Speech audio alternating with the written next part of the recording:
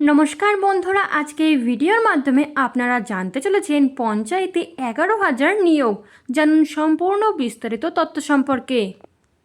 পঞ্চায়েতে 11,000 নিয়োগের দায়িত্ব গেল পিএসসির হাতে। কবে আসবে বিজ্ঞপ্তি?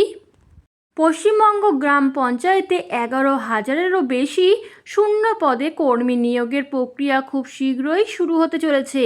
তবে অফিসিয়াল বিজ্ঞপ্তি আসার আগে নিয়োগ প্রক্রিয়া নিয়ে বিরাট পরিবর্তনের সিদ্ধান্ত নিল রাজ্য সরকার। পঞ্চায়েতে 11,000 নিয়োগের দায়িত্ব গেল পিএসসির হাতে। আগে পশ্চিমবঙ্গ পঞ্চায়েত নিয়োগ জেলা স্তরের ডিএলএসসির মাধ্যমেই করা হতো। তবে এখন নিয়োগের আরও স্বচ্ছতা বাড়াতে এবং সমস্ত ধরনের দুর্নীতি রুখতে সম্পূর্ণ নিয়োগ প্রক্রিয়া পরিচালনার দায়িত্ব নেওয়া হলো পশ্চিমবঙ্গ পাবলিক সার্ভিস কমিশনের হাতে। কিভাবে হবে এই নিয়োগ প্রক্রিয়া? আগের নিয়মই কি বহাল থাকছে? কবে আসবে পরীক্ষার বিজ্ঞপ্তি ইত্যাদি গুরুত্বপূর্ণ তথ্য সরাসরি দেখে নেব। এক নজরে পঞ্চায়েতে 11,000 নিয়োগের দায়িত্ব গেল পিএসসির হাতে। 2 পুরনো রেজিস্ট্রেশন কি বৈধ? 3 কারা পরীক্ষার জন্য আবেদন করতে পারবেন? 4 কিভাবে হবে পরীক্ষা? 5 কবে আসবে বিজ্ঞপ্তি? পঞ্চায়েতে 11,000 নিয়োগের দায়িত্ব গেল পিএসসির হাতে। সম্প্রতি রাজ্যের পঞ্চায়েত মন্ত্রী দিলীপ ঘোষ জানিয়েছেন, রাজ্যে পঞ্চায়েত নিয়োগ প্রক্রিয়া কোনো স্বশাসিত সংস্থার মাধ্যমে চালানোর পরিকল্পনা করা হচ্ছে। যেমন কেন্দ্রের ইউপিএসসি বা এসএসসির মাধ্যমে নিয়োগ হয়, ঠিক তেমনটাই তার বক্তব্য। বর্তমানে রাজ্যের স্বশাসিত নিয়োগকারী সংস্থা বলতে একমাত্র পিএসসি আছে।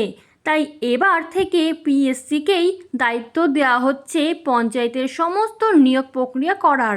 নিয়োগে যাতে কোনো স্বজন পোষণ না হয় এবং সম্পূর্ণ মেধার ভিত্তিতে যোগ্য প্রার্থীরা চাকরি পান, তার জন্যই এই সিদ্ধান্ত দেওয়া হয়েছে বলে জানান তিনি। পুরনো রেজিস্ট্রেশন কি বৈধ? মাঝখানে বিভিন্ন সোশ্যাল মিডিয়া, ফেসবুক এবং ওয়েবসাইটে দাবি করা হয়েছিল যে পঞ্চায়েত নিয়োগের জন্য নতুন করে রেজিস্ট্রেশন শুরু হয়েছে। তবে সরাসরি সূত্রের খবর, বর্তমানে এই ধরনের কোনো রেজিস্ট্রেশন প্রক্রিয়া চলছে না। পূর্বে যারা ডিএলএসসির পোর্টালে নাম নথিভুক্ত করার চেষ্টা করেছিলেন, তাদের সেই পুরনো আবেদন এখন আর গ্রাহ্য করা হবে না বলে জানানো হয়েছে। কারা পরীক্ষার জন্য আবেদন করতে পারবেন? যদিও পিএসসির চূড়ান্ত বিজ্ঞপ্তি প্রকাশের পরই পদের সুনির্দিষ্ট তালিকা জানা যাবে, তবে পঞ্চায়েত স্তরে সাধারণত নিচের পদগুলিতে নিয়োগ করা হয়ে থাকে। এক্সিকিউটিভ অ্যাসিস্ট্যান্ট সাধারণত স্নাতক এবং সাথে কম্পিউটার অ্যাপ্লিকেশনের ডিপ্লোমা বা সার্টিফিকেট থাকলে এই পদের জন্য আবেদন করা যায়। গ্রাম পঞ্চায়েত কর্মী ন্যূনতম 8ম শ্রেণী পাস হলেই এই পদের জন্য আবেদন করা যাবে। ডাটা এন্ট্রি অপারেটর এই পদের জন্য ন্যূনতম মাধ্যমিক বা উচ্চ মাধ্যমিক পাস এবং ভালো টাইপিং স্পিড সহ কম্পিউটার সার্টিফিকেট আবশ্যক। নির্মাণ সহায়ক সিভিল ইঞ্জিনিয়ারিংয়ে ডিপ্লোমা থাকা আবশ্যক।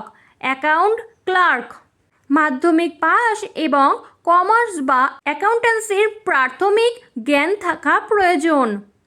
কিভাবে হবে পরীক্ষা? পশ্চিমবঙ্গ পঞ্চায়েত নিয়োগ প্রক্রিয়া সাধারণত লিখিত পরীক্ষা এবং ইন্টারভিউ এই 2 ধাপে সম্পন্ন হয়।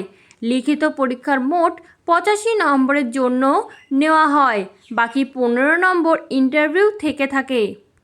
তবে পিএসসির মাধ্যমে নিয়োগ প্রক্রিয়া করা হলে পরীক্ষার প্যাটার্নে কোনো পরিবর্তন আসবে নাকি তা এখন স্পষ্ট করে জানানো হয়নি।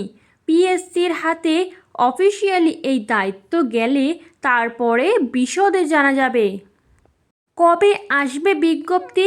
পঞ্চায়েত মন্ত্রী জানিয়েছেন, খুব শীঘ্রই রাজ্যের মন্ত্রিসভায় এই নিয়ে প্রস্তাব পাশ করা হবে, আর তারপর তা দ্রুত বিধানসভায় অনুমোদনের জন্য পাঠানো হবে।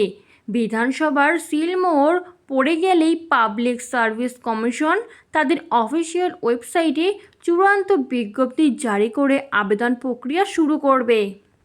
এরকমই নতুন সরকারের নতুন নতুন এবং গুরুত্বপূর্ণ তথ্য সবার আগে পেতে চ্যানেলটি সাবস্ক্রাইব করে বেল বাটনটি প্রেস করে চ্যানেলটির সাথে যুক্ত থাকুন।